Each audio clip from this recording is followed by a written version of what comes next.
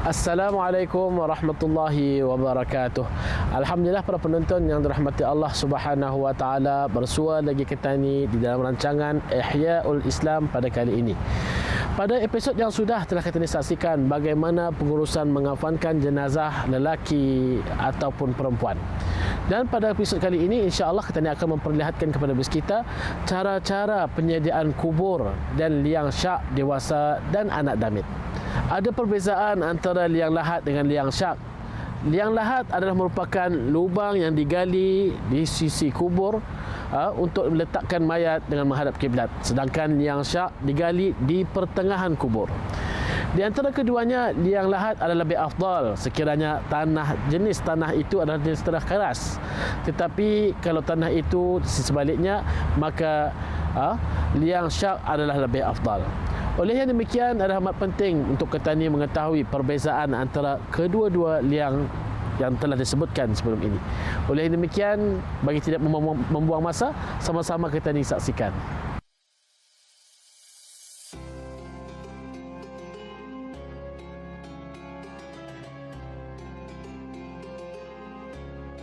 Tanggungjawab terakhir dalam pengurusan jenazah ialah menguburkan jenazah. Hukum mengebumikan mayat adalah fardu kifayah.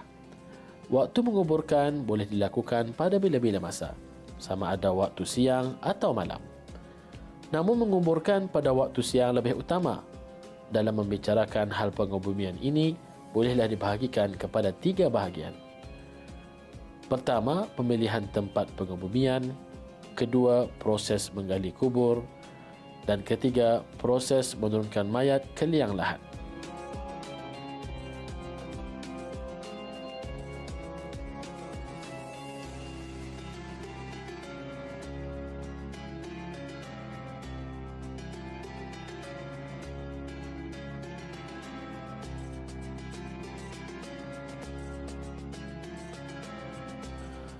Pertama, pemilihan tempat menguburkan.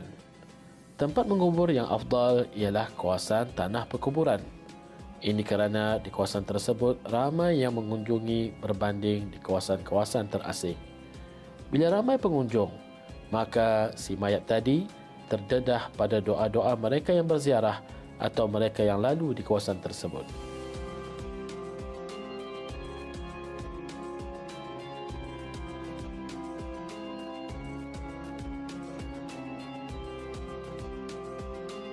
Sekurang-kurang lubang kubur itu anggaran dapat menahan bau yang terbit hingga menarik binatang buas untuk memakannya.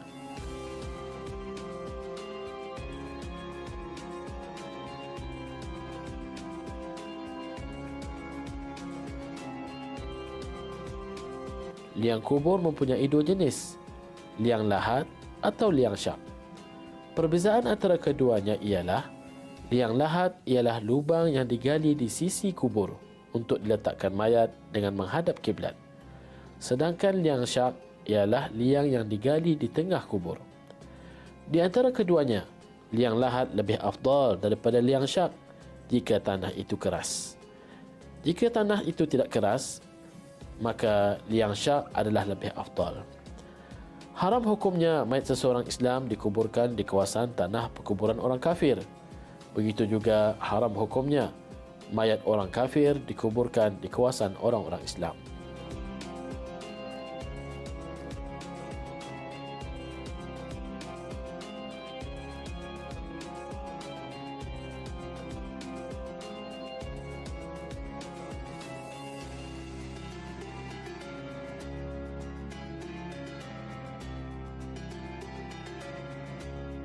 Kubur dan liang syak bagi anak damit. Kedalaman kubur dengan kadar sukatan berdiri tegak seorang lelaki separas pinggang, yakni di antara 2 ke 3 kaki kedalaman.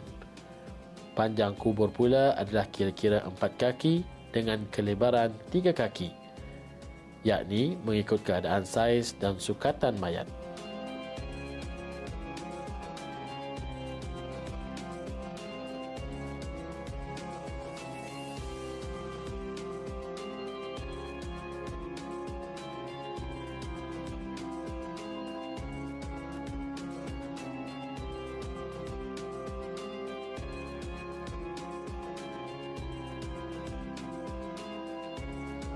Kubur dan liang syak bagi orang dewasa. Kedalaman kubur dengan kadar sukatan berdiri tegak seorang lelaki separas dengan bahu atau kira-kira 7 kaki kedalaman. Panjang kubur adalah kira-kira 6 atau 7 kaki dengan kelebaran 3 atau 4 kaki, iaitu mengikut keadaan saiz dan sukatan mayat.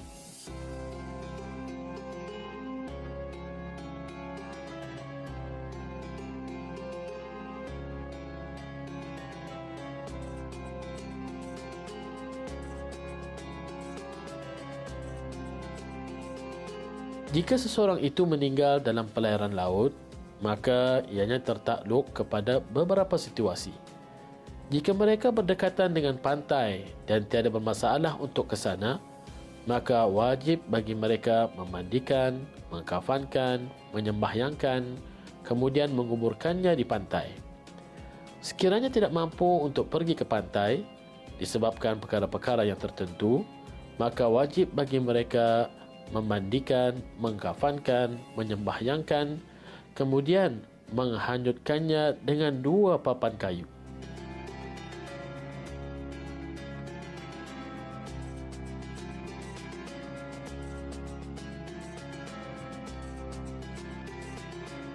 Tujuannya ialah berkemungkinan mayat itu akan terdampar di pantai dan berharap ada orang yang akan menjumpainya untuk menguburkannya nanti.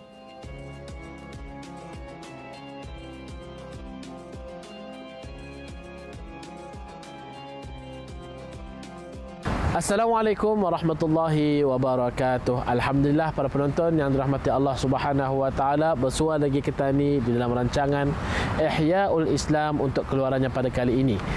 Pada episod yang lalu telah kita disaksikan bersama-sama bagaimana proses penyediaan kubur dan liang syak. Dan pada episod kali ini kita akan perlihatkan bagaimanakah cara-cara ataupun prosedur mengebumikan jenazah dewasa. Oleh yang demikian, tanpa membuang masa, sama-sama kita disaksikan.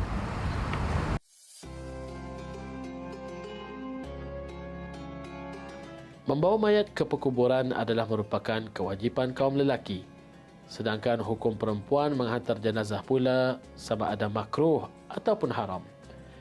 Jika tidak terjadi hal-hal yang diharamkan oleh syariat, maka hukumnya adalah makruh. Jika sebaliknya pula, maka hukumnya adalah haram.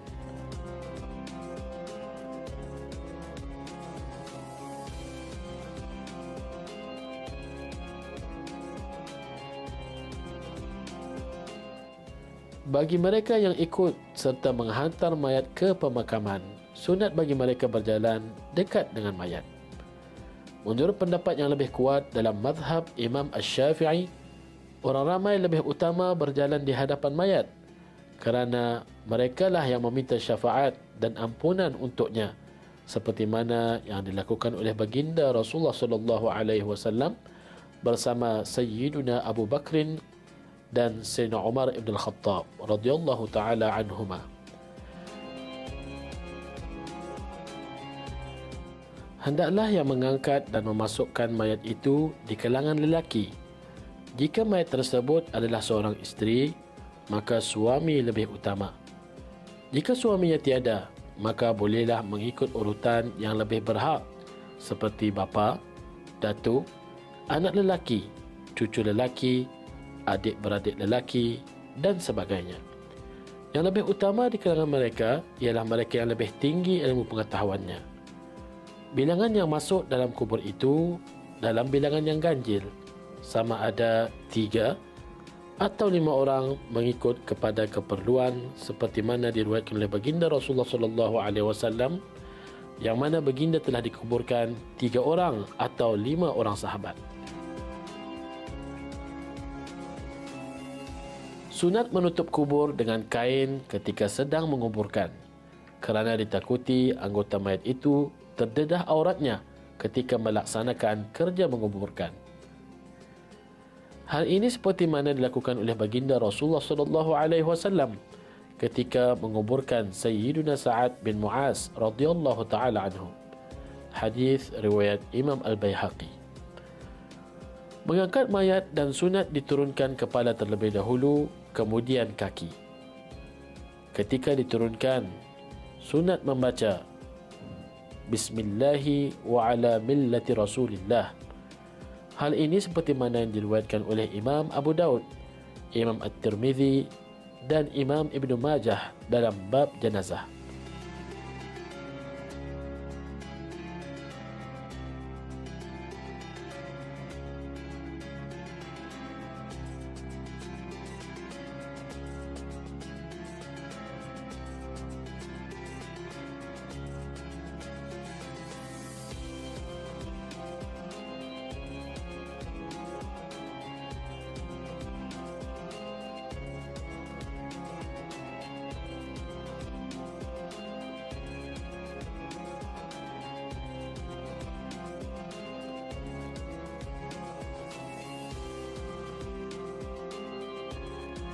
Keempat, meletakkan mayat dalam keadaan lambung rusuk kanan di sebelah bawah dan wajib menghadapkan kiblat. Sekiranya bukan dalam keadaan demikian, seperti kedudukan mayat terlentang, maka wajib digali kembali dan dirubah kedudukan mayat. Sekiranya keadaan mayat itu menghadap kiblat, namun atas lambung rusuk kiri, dalam keadaan begini, hukumnya adalah makruh dan tidak perlu untuk digali semula. Kemudian, sunat menyandarkan muka dan kaki mayat pada dinding kubur. Disandarkan punggungnya dengan batu bata atau kepulan tanah agar mengelakkan mayat itu menelentang.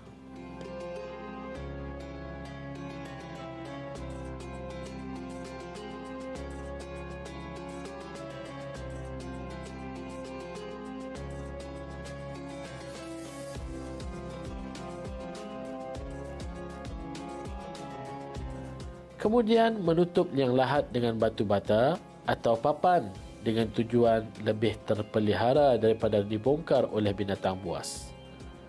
Setelah menutup liang lahat, disunatkan mereka yang hadir untuk mengepulkan tanah sebanyak 3 kepulan.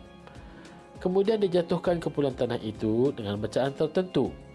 Kepulan tanah pertama membaca Minha khalaqnakum fiha, iaitu daripada tanah kami ciptakan kamu. Kepulan tanah kedua pula membaca Nu'idukum minha, iaitu bererti kepada tanah kami kembalikan kamu. Kepulan tanah ketiga pula membaca Nukhrijukum taratan ukhra, yang bererti dan daripadanya, iaitu tanah, kami akan mengeluarkan kamu sekali lagi. Kemudian sunat meninggikan tanah perkuburan dengan kadar lebih kurang sejengkal agar ianya dapat diketahui dan dihormati sebagai tanah kubur. Lebih digalakkan lagi tanah timbusan itu tidak ditambah lagi dengan tanah lain selain tanah yang dikeluarkan sebelumnya. Namun, jika ditambah tidaklah mengapa. Menurut pendapat yang sahih, lebih utama meratakan kubur daripada meninggikannya. Meletakkan batu atau kayu atas kubur. Rasulullah SAW pernah meletakkan batu atau kayu pada sisi kepala kubur Uthman bin Maz'un radhiyallahu ta'ala anhu. Lalu baginda bersabda, akan diketahuilah dengan batu, iaitu batu atau kayu sebagai tanda bahawa ianya adalah kubur saudaraku dan akan dikebumikan padanya sesiapa yang meninggal daripada keluargaku.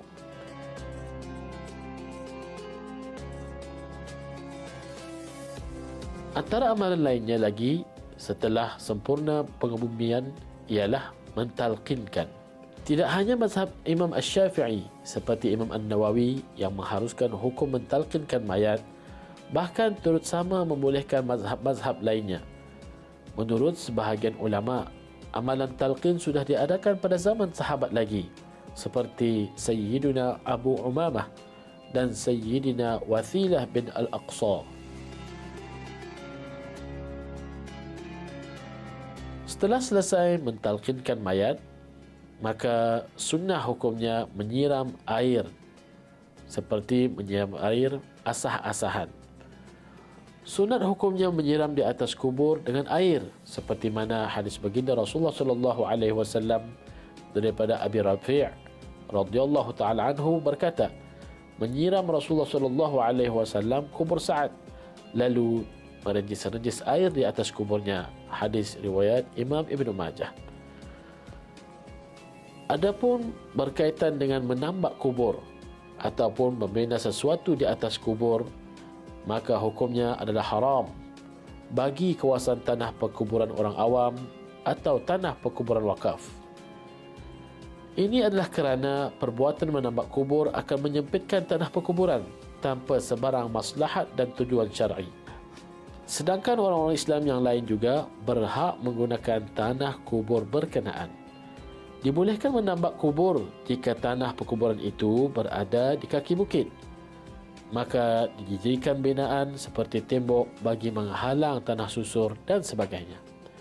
Namun jika tanah perkuburan itu milik persendirian, maka hukum menambak kubur adalah makruh.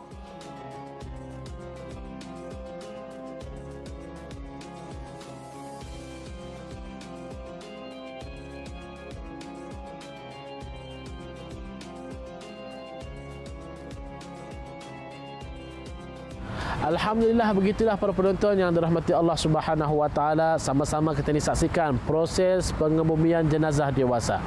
Apa yang diharapkan, mudah-mudahan pengongsian ini sedikit sebanyak dapat memberi pengajaran kepada ketani berkaitan dengan bagaimanakah ketani mengebumikan jenazah dan dimasukkan ke liang syab.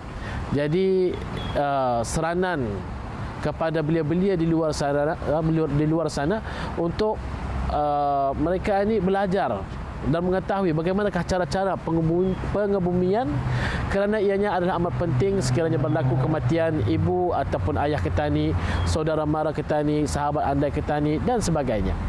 Jadi hendaklah ketani melaksanakannya tanpa menyalahi hukum-hukum, garis pandu dan syariat Islam. Hingga jumpa lagi di keluaran akan datang. Assalamualaikum warahmatullahi wabarakatuh.